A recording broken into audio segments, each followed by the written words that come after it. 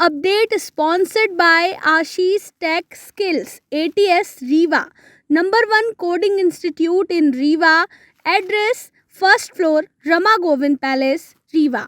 मध्य प्रदेश में विधानसभा चुनाव के मद्देनजर बहुजन समाज पार्टी ने भी प्रत्याशियों का ऐलान किया है। पार्टी की कोशिश है कि वे आगामी लोकसभा चुनाव से पहले राज्य में अपनी स्थिति को मजबूत करेंगे। राजनीतिक जानकारों का मानना है कि बसपा इस कोशिश में लगी है कि अगर वे इंडिया गठबंधन का भविष्य में हिस्सा बन जाती है तो सीटों पर उसकी दावेदारी मजबूत रहे। आइए हम आपको बताएंगे कि साल 2018 के मध्य प्रदेश विधानसभा चुनाव में आखिर बसपा की स्थिति कैसी थी। दरअसल 2018 के विधानसभा चुनाव में बसपा ने 230 में से 227 सीटों पर अपने उम्मीदवार उतारे थे और सिर्फ 2 सीटों पर जीत हासिल की थी। इसके अलावा 202 सीटों पर पार्टी की जमानत जब्त हो गई थी। हालांकि वोट शेयर के मामले में ये एमपी में तीसरी सबसे बड़ी पार्टी थी। साल 2018 के चुनाव में जहां भारतीय जनता पार्टी को 1,56,43,623 वोट मिले थे, तो वहीं कांग्रेस को 1,55,95,696 वोट मिले थे। बीजेपी और कांग्रेस के बाद सबसे ज्यादा वोट हासिल करने वाली पार्टी बसपा ही थी।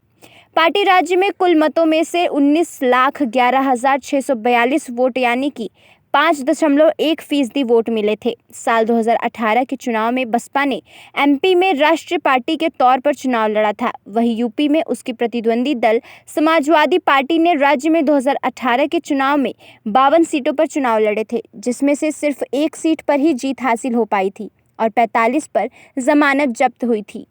पार्टी को कुल मतदान में से 4,95,025 मत ही मिले थे, जो कुल मतों का 1.30% था। 230 सदस्यों वाली एमपी विधानसभा में बसपा के 2 में से 1 विधायक बाद में भारतीय जनता पार्टी में शामिल हो गए थे।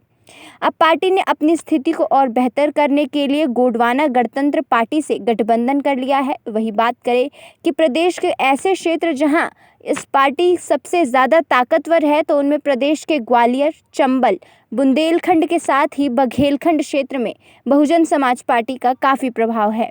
इन क्षेत्रों में बहुजन समाज पार्टी के प्रत्याशी कई बार दूसरी और तीसरी स्थिति में रहे हैं। उत्तर प्रदेश की सीमा से लगे हुए मध्य प्रदेश की विधानसभा सीटों में बहुजन समाज पार्टी काफ़ी दमक रखती है।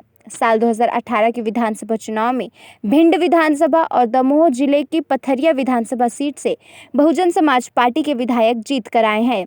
बाद में भिंड विधायक संजीव सिंह बीजेपी में शामिल हो गए। संजीव सिंह भले ही बीजेपी में शामिल हो गए हैं, लेकिन भिंड क्षेत्र में आज भी बहुजन समाज पार्टी ही अपना प्रभुत्व रखती है।